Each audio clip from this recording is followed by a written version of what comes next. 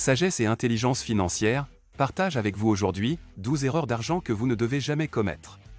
Je vous laisse maintenant aux soins de Monsieur Hall. Merci Monsieur Vic. L'argent est un sujet sensible pour un grand nombre d'individus. Ce sujet peut être si brûlant que plutôt que de gérer leurs finances, beaucoup l'évitent complètement et se concentrent plutôt sur les gains et les dépenses. Il existe deux catégories d'individus, ceux qui font fructifier leur argent et ceux qui le diminuent. Dans cette vidéo, je vais vous parler de 12 erreurs financières que vous devez éviter à tout prix. Si vous êtes nouveau sur la chaîne, cliquez sur le bouton ci-dessous pour vous abonner et recevoir d'autres informations qui changeront votre vie. Merci. En réalité, il est beaucoup plus difficile de garder de l'argent que d'en gagner. Il n'est pas rare que des personnes acquièrent des richesses par des moyens illégaux. Il y a aussi ceux qui reçoivent un héritage, des gains à la loterie ou d'autres aubaines et qui les perdent rapidement. Un exemple parfait d'une personne qui a gagné une somme d'argent absurde et l'a pourtant perdue. Björgólfur Gudmundsson, il était le deuxième milliardaire islandais de l'histoire, mais une entreprise malhonnête a conduit à la faillite dans les années 1980 et pas seulement cela. Elle a amené la banque islandaise au bord de l'effondrement. En 2000, il a récupéré sa fortune et a décidé d'investir dans l'industrie pharmaceutique. Cependant, la crise de 2008 a eu un impact tel que, pour la deuxième fois, son entreprise s'est soldée par une faillite. Les gaffes financières sont inévitables, et elles peuvent nuire à vos finances, quelle que soit la somme d'argent dont vous disposez. Examinons donc quelques erreurs que vous devez éviter. Erreur numéro 1. Ne pas établir un budget mensuel. Ne pas s'en tenir à un budget est une erreur financière très courante. Souvent, ce sont les petits luxes que nous ne remarquons pas qui grèvent nos finances. Il peut s'agir d'un abonnement coûteux à une salle de sport, de dépenses excessives lors de soirées ou de courses en taxi inutiles. Ces achats sont parfois acceptables. Mais lorsqu'ils deviennent une habitude et ne rentrent pas dans votre budget mensuel, il y a un problème. Comprendre quand et comment arrêter de dépenser peut être difficile au début. Mais le respect d'un budget pour vos dépenses mensuelles vous aidera à suivre vos dépenses et à déterminer quelles habitudes de dépenses vous devez abandonner. Erreur numéro 2. Dépenser plus que ce que vous gagnez. Cela peut être séduisant, en particulier pour les jeunes adultes. Lorsque vous touchez un salaire stable pour la première fois après avoir obtenu votre diplôme universitaire, il peut être tentant de dilapider tout votre argent. Acheter un nouveau véhicule, déménager dans une nouvelle résidence et voyager en première classe sont des activités séduisantes. Mais si votre salaire est insuffisant pour faire face à ces dépenses, vous finirez probablement par vivre d'une paie à l'autre. Ce problème est comparable à l'inflation du mode de vie, dans lequel une augmentation du revenu entraîne une augmentation des dépenses de subsistance. Une augmentation de salaire ne devrait pas vous obliger à améliorer votre niveau de vie, mais la majorité des individus estiment qu'ils méritent une récompense lorsqu'ils sont payés. Ces liquidités doivent être investies et utilisées pour acquérir des actifs afin de préserver et d'accroître votre patrimoine. La raison la plus importante pour laquelle les gens dépensent au-dessus de leurs moyens est probablement le désir de se montrer. Ils dépensent parce qu'ils n'ont pas une bonne estime d'eux-mêmes et qu'ils ne se sentent pas à la hauteur de ceux qui ne possèdent pas ces biens matériels. Toutefois, ce raisonnement est erroné. Nous achetons des choses dont nous n'avons pas besoin, avec de l'argent que nous n'avons pas, pour impressionner des gens que nous n'aimons pas, explique Dave Ramsey. Beaucoup d'entre nous sont responsables de cette situation. Après avoir appris à différer la gratification et à laisser tomber le désir d'impressionner les autres, vous serez en mesure de prospérer financièrement. Les médias sociaux sont un facteur qui contribue aux dépenses excessives. Les gens dépensent d'énormes quantités d'argent pour paraître riches alors qu'ils ne le sont pas vraiment. Après avoir été avertis qu'ils ne réussiraient jamais dans les affaires. Un entrepreneur sur Internet, par exemple, peut acheter une voiture coûteuse après avoir réalisé sa première grosse vente. Afin de prouver que ses détracteurs ont tort, tombant ainsi dans le piège de vouloir plaire aux autres. Cette méthode pour influencer les autres est un escalier sans fin. Il y aura toujours quelqu'un à concurrencer ou à impressionner dans la vie. Vous n'avez pas à acheter une babiole de 2000 € avec un salaire mensuel de 3000 €. Soyez futé. Créez un budget et surveillez vos dépenses pour éviter de dépenser plus que vous ne gagnez. Erreur numéro 3. Ne pas gagner de l'argent pendant votre temps libre. Trouver une technique pour gagner de l'argent pendant votre temps libre est crucial, et pas seulement pour le bien de votre compte en banque. Avoir un petit revenu supplémentaire peut vous aider à atteindre vos objectifs financiers à long terme. C'est aussi un moyen de vous assurer que lorsque vous décidez de vous faire plaisir, vous disposez des fonds nécessaires. Ne commettez pas l'erreur de croire que gagner de l'argent supplémentaire est uniquement bénéfique pour votre compte en banque. Avoir une activité parallèle est une excellente méthode pour améliorer vos perspectives professionnelles et ne manquera pas d'impressionner vos futurs employeurs. Qu'il s'agisse de garder des animaux, de créer une entreprise, de vendre des images en ligne ou d'autres options de revenus passifs, comme le dirait Lars von Trier, mieux vaut avoir un compte en Suisse qu'un compte en cieux. Erreur numéro 4. Ne pas investir judicieusement. De nombreuses personnes font des investissements en se basant sur les conseils de leurs amis ou en croyant fermement que les prix des actions populaires vont continuer à augmenter. L'immobilier est une forme d'actif dans laquelle presque tout le monde est désireux d'investir. De nombreux individus pensent que s'ils possèdent un immeuble de placement, ils sont financièrement à l'abri. Ils pensent que les loyers mensuels commenceront à affluer et que leurs revenus augmenteront énormément. Ce n'est cependant pas toujours le cas.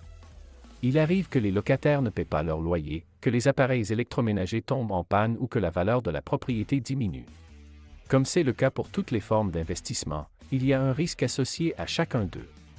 Avant d'investir son argent durement gagné dans un marché ou un produit particulier, la clé pour s'assurer que ces actifs génèrent un flux régulier de revenus est que l'investisseur avisé acquiert les connaissances requises sur le marché ou le produit. En bref, assurez-vous de mener des recherches approfondies sur le domaine dans lequel vous souhaitez entrer, et pas seulement parce que vos amis gagnent de l'argent avec ce produit ou qu'un vendeur vous a parlé de ses grands avantages. Erreur numéro 5. Suivre les combines pour devenir riche rapidement. Les combines pour devenir riche rapidement sont l'un des moyens les plus sûrs de perdre de l'argent. Selon l'adage, l'argent rapide amène des difficultés rapides. Adopter un schéma d'enrichissement rapide conduira inévitablement à des difficultés.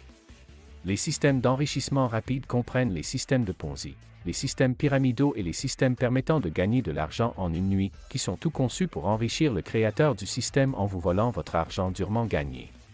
On a cité tout à l'heure Björgólfur Gudmundsson, mais nous pouvons citer aussi Allen Stanford ou encore Bernard Madoff, ancien financier et vu comme le plus grand escroc de l'histoire, mort à 82 ans dans un pénitencier fédéral américain, où il purgeait une peine de 150 ans de prison.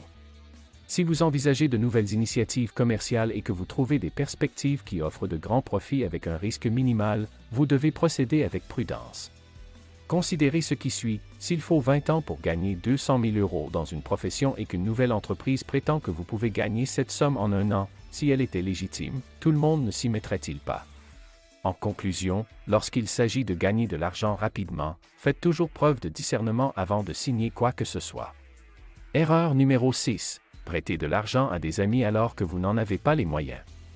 L'une des erreurs financières courantes à éviter à tout prix est d'avoir un cœur en or. C'est aussi l'une des erreurs financières les plus fréquentes que vous ferez dans votre vingtaine. Mais la vie vous apprend des leçons. Ne prêtez jamais d'argent à un ami, surtout si vous vivez déjà avec un budget serré. Chaque fois qu'il achète quelque chose de nouveau, vous vous retrouvez à calculer continuellement ses dépenses et à penser « cet argent aurait pu servir à me rembourser ». Cela mènera aussi inévitablement à un dialogue embarrassant dans lequel vous devrez demander un remboursement. Le meilleur choix? Si vous avez déjà du mal à joindre les deux bouts, gardez les cordons de votre bourse pour vous. Erreur numéro 7. N'avoir qu'une seule source de revenus. Pour la majorité des gens, avoir une seule source de revenus est un mode de vie, et ce revenu est généralement un salaire. Malheureusement, les professions ne sont pas aussi sûres que le public le croit. En France métropolitaine, 454 000 ruptures conventionnelles individuelles ont été autorisées dans le secteur privé. Elles renouent avec la croissance en 2020, plus 6,1%, après une baisse de moins 3,6% due à la crise sanitaire, et sont supérieures de 2,3% à celle de 2019. Concernant les sources de revenus, il faut s'imaginer comme un arbre. Les arbres ne portent-ils des fruits que sur une seule branche? La réponse est simple, non. Ils ont plusieurs branches qui produisent des fleurs et des fruits. Et vous devriez en faire autant. Vous devez continuer à découvrir et à apprendre de nouvelles façons de faire fructifier vos revenus. Il s'agit d'une approche non seulement prudente, mais aussi sûre que cela vous aidera à vous endormir le soir. Erreur numéro 8. Avoir des objectifs financiers irréalistes. Il est difficile de prévoir exactement où vous serez dans 10 ans. Cependant, il est important d'examiner vos objectifs à long terme. Souhaitez-vous acheter une maison? Voulez-vous créer une entreprise? Souhaitez-vous visiter le monde? Ce sont toutes des notions fantaisistes, mais elles exigent toute une préparation financière. Se donner des objectifs financiers à atteindre peut être une formidable motivation pour lancer une carrière. Créez une liste d'objectifs en vous asseyant et en les écrivant. Établissez un calendrier réaliste indiquant le moment où vous aimeriez que ces choses se produisent. Et le montant que vous devez épargner chaque semaine ou chaque mois pour atteindre vos objectifs. Dans la mesure du possible, séparez ces fonds de votre fonds d'urgence et évitez de l'utiliser sauf en cas de nécessité absolue. Erreur numéro 9. Ne pas avoir de fonds d'urgence. Soyons francs, la vie ne se déroule pas toujours comme prévu, et il arrive que vous ayez besoin d'argent pour remédier à votre situation. Lorsqu'ils discutent de finances personnelles, les professionnels insistent souvent sur la nécessité d'épargner pour la retraite. Disposez d'un matelas qui augmente progressivement afin que, lorsque l'heure de la retraite sonnera, vous puissiez maintenir un bon niveau de vie et vous concentrer sur vos loisirs. Mais la planification de la retraite n'est pas la seule chose que vous devriez faire dès maintenant. Par exemple, votre voiture peut tomber en panne de manière inattendue, vous pouvez perdre votre emploi ou votre lave-linge peut tomber en panne. Étant donné que presque tout dans la vie coûte de l'argent, ne pas mettre de côté un fonds d'urgence est une erreur financière cruciale. Heureusement, vous n'êtes pas obligé de faire partie de ces personnes. Ces fonds peuvent être facilement mis de côté. Il suffit de mettre en place une retenue automatique de 10% sur le salaire auprès de votre entreprise, qui déposera une partie de votre chèque de paie sur un compte d'épargne d'urgence. Mais comment savoir quand votre épargne est suffisante? La plupart des experts financiers conseillent d'accumuler l'équivalent de 6 mois de dépenses courantes, mais si vous voulez être très prudent, une année est un excellent objectif à atteindre. Erreur numéro 10. Avoir peur de prendre des risques financiers. Selon l'adage « pas de risque, pas de rendement », pour gagner de l'argent, il faut prendre des risques. Cependant, vous devez calculer le risque que vous devez assumer. Investir dans un fonds indiciel, par exemple, est plus risqué que de laisser votre argent sur un compte d'épargne, mais votre argent ne rapportera jamais les 0,09% d'intérêts normaux que rapporte un compte d'épargne. Investir dans un fonds indiciel, qui suit les fluctuations de l'ensemble du marché boursier, a historiquement donné des rendements annuels de 7%, ce qui est un risque calculé qui, selon moi, en vaut la peine.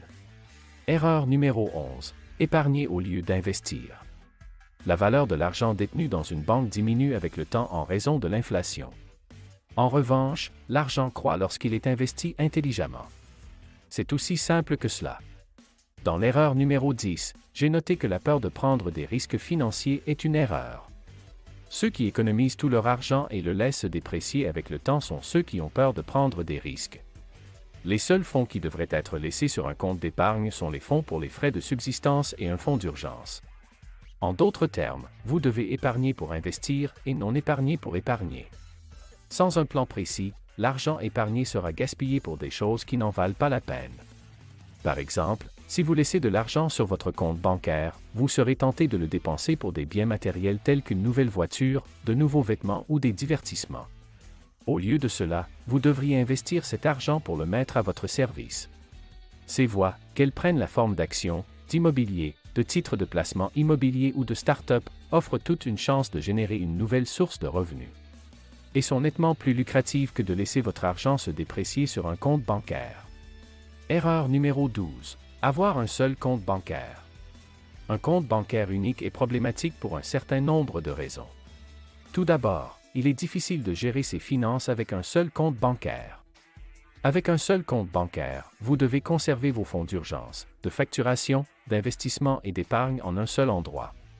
Ensuite, si vous faites des folies et gaspillez cet argent, vous courez le risque de ne pas avoir de fonds d'urgence ou de fonds disponibles, lorsque vous en aurez besoin. Par conséquent, vous devriez maintenir au moins 3 comptes bancaires. Un compte pour les fonds d'urgence en cas de problème, un autre pour les dépenses courantes et un troisième, que j'appelle le compte de loisirs. Votre compte de loisirs contient les fonds que vous mettez de côté pour vos loisirs ou vos vacances. Et si vous souhaitez aller encore plus loin, vous devriez créer un compte auquel il est impossible d'accéder. Ce compte peut être utilisé comme un compte d'épargne sur lequel les retenues salariales mensuelles sont envoyées, ce qui vous permet d'automatiser le processus d'épargne et de faire fructifier votre argent au fil du temps. Merci à tous d'avoir regardé, c'est tout pour aujourd'hui. Si vous avez apprécié et trouvé de la valeur dans cette vidéo, merci de nous mettre un pouce vers le haut. C'est très utile, pour nous tous. Pensez à vous abonner si vous êtes nouveau sur la chaîne et que vous souhaitez voir du contenu similaire à l'avenir. Cela dit, je vous souhaite à tous une bonne journée et je vous dis à très vite, si Dieu le veut.